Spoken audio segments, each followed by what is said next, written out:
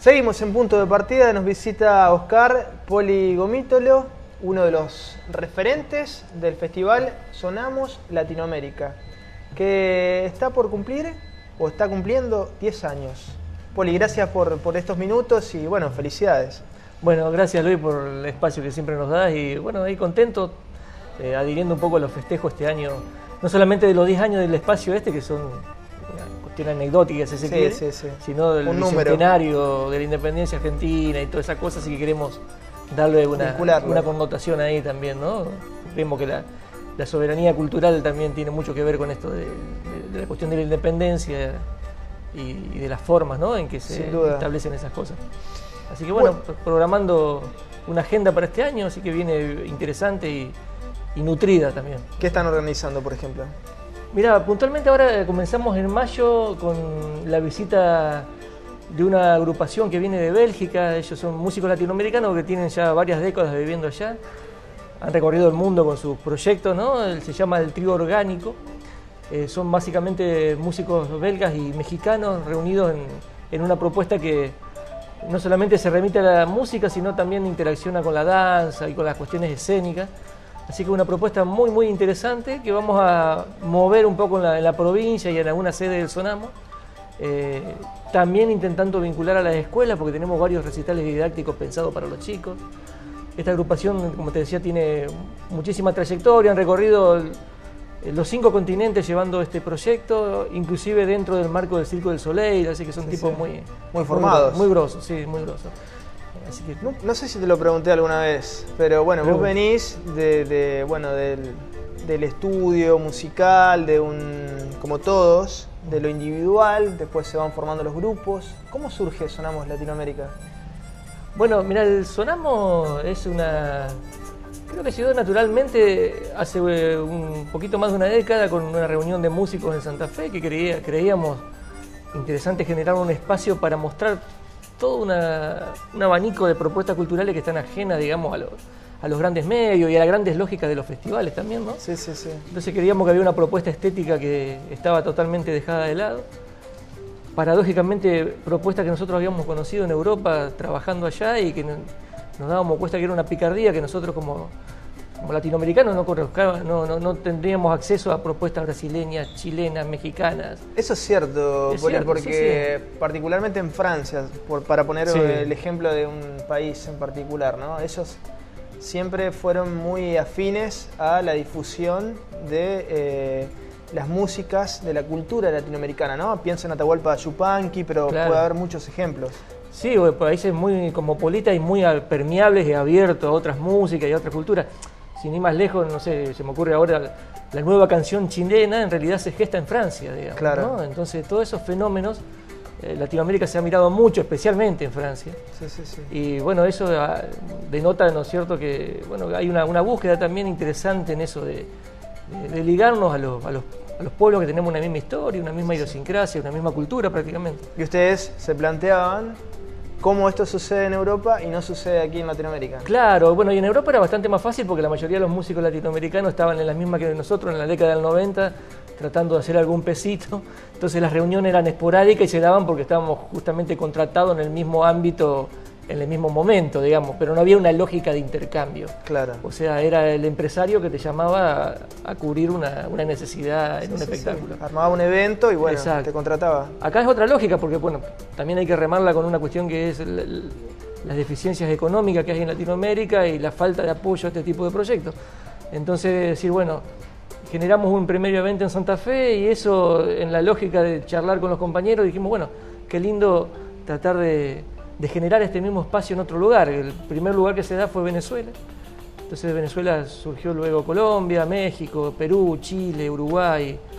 Y ahora estamos trabajando con una red más que interesante, inclusive en Brasil y en algunos países de Europa como Bélgica y Francia, ¿no? Claro. Ahora, visto a la distancia, Poli, es muy interesante el rol, ¿no? Cómo cambió el rol, porque ustedes eran en un punto actores pasivos de los espectáculos. Claro. Eran llamados a participar como artistas puntualmente. Ahora son emprendedores y demostraron en estos 10 años, porque si no, no podrían haber subsistido tanto tiempo, que tienen capacidad de gestar, ¿no? Esto de la autonomía me parece muy interesante, más allá de que es cierto, Latinoamérica es más complejo desde todo punto de vista, no solo desde lo económico. Sí, Latinoamérica creo que una de sus grandes riquezas es la diversidad cultural que tiene, que es impresionante, digamos. Yo creo que desde una mirada que está bastante en boga, con esto de las industrias culturales, hay mucho potencial inclusive para trabajar ahí, y que han visto muchos sellos discográficos y demás, ¿no? A nivel internacional y demás.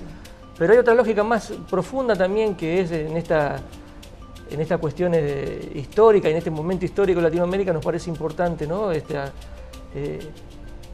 Apropiarnos apropiarnos simbólicamente del mundo a través de la herencia cultural que nos toca, ¿no?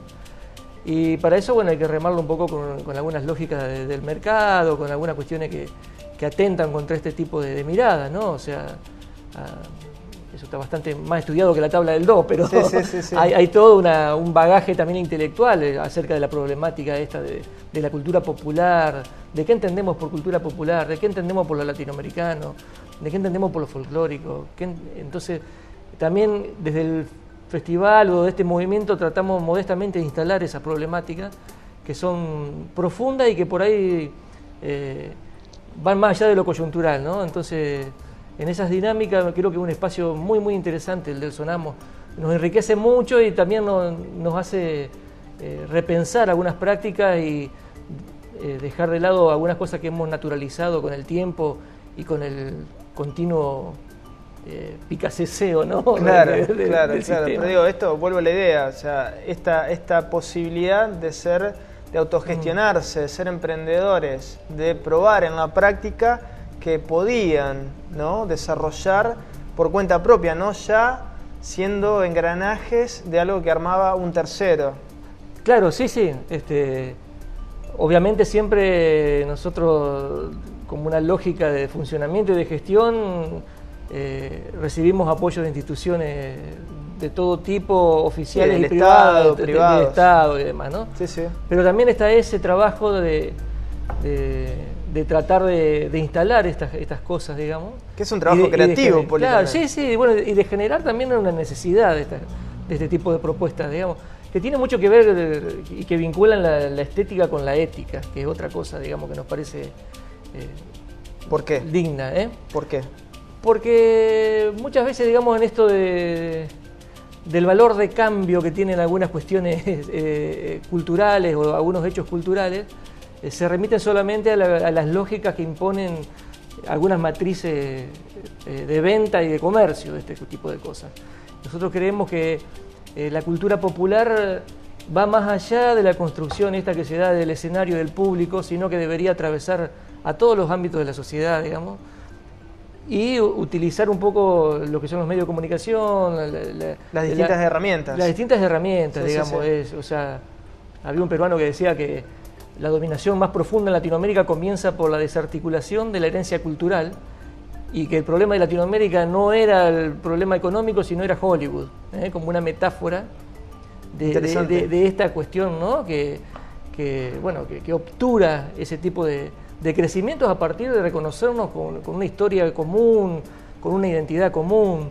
Claro. También lo decía también. Es interesante la comparación, digo, porque Hollywood es una industria cultural que responde a intereses que no son precisamente los latinoamericanos, sino los intereses de Estados Unidos. Exacto, sí. Visto desde Estados Unidos está bien, uno hace lobby por sus propios intereses. Ahora nosotros, como gran continente, como Latinoamérica, también tenemos que tener una mirada desde nuestra perspectiva, obviamente, desde nuestra singularidad, similar, ¿no?